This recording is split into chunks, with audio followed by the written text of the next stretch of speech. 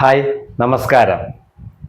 KSF-ൽ 60 വയസ്സിന് മുകളിലുള്ളവർക്ക് ഡെപ്പോസിറ്റ് ചെയ്യുന്ന സമയത്ത് നിലവിലെ പലിശ നിരക്ക് പറയുമ്പോൾ 8%.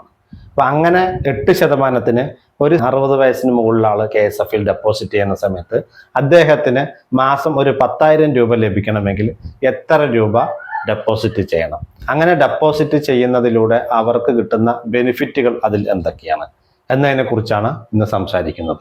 സാധാരണഗതിയിൽ ഒരു 60 വയസ്സാകുമ്പോഴേക്കും സാധാരണ എല്ലാ ആളുകളും റിട്ടയർ ആവും. അപ്പം അങ്ങനെ റിട്ടയർമെന്റ് ചെയ്യുന്ന സമയത്ത് കിട്ടുന്ന തുക KSF-ൽ ഡെപ്പോസിറ്റ് ചെയ്യുകയാണെന്നുണ്ടെങ്കിൽ അതിൽ നിന്ന് കിട്ടുന്ന പലിശയും അതേപോലെ തന്നെ ആ ഡെപ്പോസിറ്റ് തുക കൊണ്ട് നമുക്ക് വേറെ എന്തെല്ലാം കാര്യങ്ങൾ ചെയ്യാം എന്നതിനെ കുറിച്ചാണ് ഇന്ന് സംസാരിക്കുന്നത്. അപ്പം നമ്മൾക്ക് വീഡിയോയിലേക്ക് കിടക്കാം. നമ്മളെ KSF-ൽ നിലവിലെ 60 വയസ്സിന് മുകളിലായിട്ടുള്ളവർക്ക് ഡെപ്പോസിറ്റ് ചെയ്യുന്ന സമയത്ത് 8% പലിശ പറഞ്ഞു. അങ്ങനെ നമുക്ക് മാസം ഒരു 10,000 രൂപ പലിശ കിട്ടണമെങ്കിൽ നിക്ഷേപിക്കേണ്ട തുക, അതായത് ഡെപ്പോസിറ്റ് ചെയ്യേണ്ട തുക 15 ലക്ഷം രൂപയാണ്. 15 ലക്ഷം രൂപ നമ്മൾ KSF-ൽ നിക്ഷേപിക്കുകയാണ്, ഡെപ്പോസിറ്റ് ചെയ്യുകയാണെന്നുണ്ടെങ്കിൽ നമുക്ക് 8% പലിശ നിരക്കിൽ ഒരു വർഷത്തെ പലിശ ലഭിക്കുന്നത് 1,20,000 രൂപയാണ്. ആ 1,20,000 രൂപ നമ്മൾ 12 മാസത്തേക്ക് ഡിവൈഡ് ചെയ്യുന്ന സമയത്ത് നമുക്ക് ഒരു മാസം ലഭിക്കുന്ന പലിശ എന്ന് പറയുന്നത് 10,000 രൂപയാണ്. അപ്പൊ നമുക്ക് ഈ കിട്ടുന്ന പലിശ 10,000 രൂപ കൊണ്ട് നമ്മുടെ വീട്ടിലെ ആവശ്യങ്ങൾ നിറവേറ്റാൻ വേണ്ടി നമുക്ക് ഈ പൈസ ഉപയോഗിക്കാം. അപ്പൊ നമ്മൾ ഡെപ്പോസിറ്റ് ചെയ്ത 15 ലക്ഷം രൂപ അവിടെ തന്നെ ഒരു ഫിക്സഡ് അസറ്റായി അവിടെ തന്നെ കിടക്കുന്നു. അതിൽ നിന്ന് കിട്ടുന്ന പലിശ ഉപയോഗിച്ച് നമുക്ക് നമ്മുടെ ആവശ്യങ്ങൾക്ക് ഉപയോഗിക്കാം. അതേപോലെ തന്നെ ഇങ്ങനെ നമ്മൾ ഫിക്സഡ് ഡെപ്പോസിറ്റ് ചെയ്യുന്ന തുക നമുക്ക് വേറെന്ത് അല്ല ആവശ്യങ്ങൾക്ക് ഉപയോഗിക്കാം എന്നുള്ളതാണ്. അതായത് നമ്മൾ ഇങ്ങനെ ഫിക്സഡ് ഡെപ്പോസിറ്റ് ചെയ്ത 15 ലക്ഷം രൂപ നമുക്ക് KSF-ൽ നിങ്ങൾക്ക് ഓൾറെഡി ചിട്ടി ഉള്ള ആളുകളാണെങ്കിൽ ആ ചിട്ടി പിടിക്കുന്ന സമയത്ത് മേൽബാധ്യതയ്ക്ക് വേണ്ട ജാമ്യം ഇത് സെക്യൂരിറ്റി ആയിട്ട് വെക്കാൻ പറ്റും.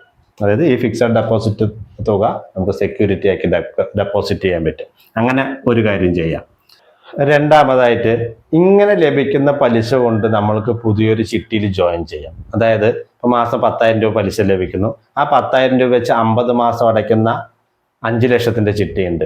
അതേപോലെ തന്നെ 10,000 രൂപ വെച്ചിട്ട് 100 മാസം അടയ്ക്കുന്ന 10 ലക്ഷത്തിൻ്റെ ചിട്ടിയുണ്ട്. അപ്പോൾ അതുപോലെയുള്ള ചിട്ടിയിൽ ചേർന്ന് കഴിഞ്ഞാൽ നമുക്ക് ഈ കിട്ടുന്ന പലിശ വേറെ ചിട്ടിയിലേക്ക് അടച്ചുകൊണ്ട് തന്നെ അതൊരു സേവിങ്സ് ആക്കി മാറ്റാൻ കഴിയും. കാരണം ഇപ്പം 100 മാസം കാലാവധി വരുന്ന ചിട്ടിയിലൊക്കെ ജോയിൻ ചെയ്യുന്ന സമയത്ത് നമുക്ക് ആ ഫസ്റ്റ് തടവാണ് 10,000 രൂപ വരുന്നത്. സെക്കൻഡ് അടവ് തൊട്ട് ലേലക്കിഴിവ് കിട്ടിത്തുടങ്ങും. അങ്ങനെ വരുമ്പോൾ രണ്ടാമത്തെ അടവ് തൊട്ട് 7,500 രൂപയെ വരുള്ളൂ. അങ്ങനെ ആ ചിട്ടികൾ 100 മാസത്തിന്റെ കാലാവധി വരുന്ന ചിട്ടികൾ 30% താഴ്ന്ന് എത്ര മാസം വരെ പോകണോ അത്രയും മാസം വരെ നമുക്ക് 7,500 വെച്ച് അടച്ചാൽ മതി. അപ്പോൾ നമുക്ക് അവിടെയും 2,500 ബെനിഫിറ്റ് ആയി കിട്ടുകയാണ്, അല്ലെങ്കിൽ ഇത് അഡീഷണൽ ഒരു ഇൻകം ആയിട്ട് കിട്ടുകയാണ്. ആ 2,500 കൊണ്ട് നമുക്ക് പുതിയ ചിട്ടിയും കൂടി ജോയിൻ ചെയ്ത്, അതായത് 2,500 വെച്ചിട്ട് 40 മാസം അടയ്ക്കുന്ന 2 ലക്ഷത്തിന്റെ ചിട്ടി ജോയിൻ ചെയ്യാം. അപ്പൊ നമ്മൾക്ക് അങ്ങനെ കിട്ടുന്ന പലിശ തുകയും അതുപോലെ തന്നെ ഡിവിഡൻഡൊക്കെ ഉപയോഗിച്ചുകൊണ്ട് തന്നെ വേറെ ചിട്ടിയിൽ ജോയിൻ ചെയ്യാൻ കഴിയും. അങ്ങനെ നമ്മളെ ഐഡിയ ഉപയോഗിച്ച് പല രീതിയിലും നമ്മൾക്ക് ഈ ക്യാഷിനെ ഇൻവെസ്റ്റ് ചെയ്യാൻ കഴിയും. അതായത് രണ്ടാമത്തെ പദ്ധതി.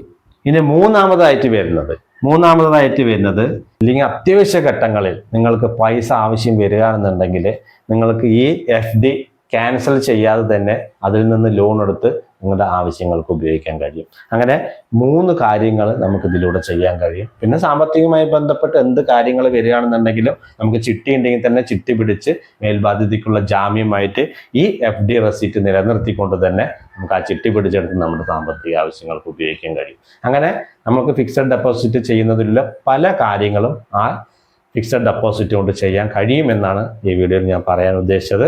നിങ്ങൾക്ക് ഈ വീഡിയോ ഇഷ്ടപ്പെട്ടു എന്ന് കരുതുന്നു. ഈ വീഡിയോ ഇഷ്ടപ്പെട്ടൊന്ന് ലൈക്ക് ചെയ്യുക, ഷെയർ ചെയ്യുക, സബ്സ്ക്രൈബ് ചെയ്യാത്ത സുഹൃത്തുക്കളെ സബ്സ്ക്രൈബ് ചെയ്യുക. അടുത്ത വീഡിയോ കാണും വരെ ബൈ ബൈ.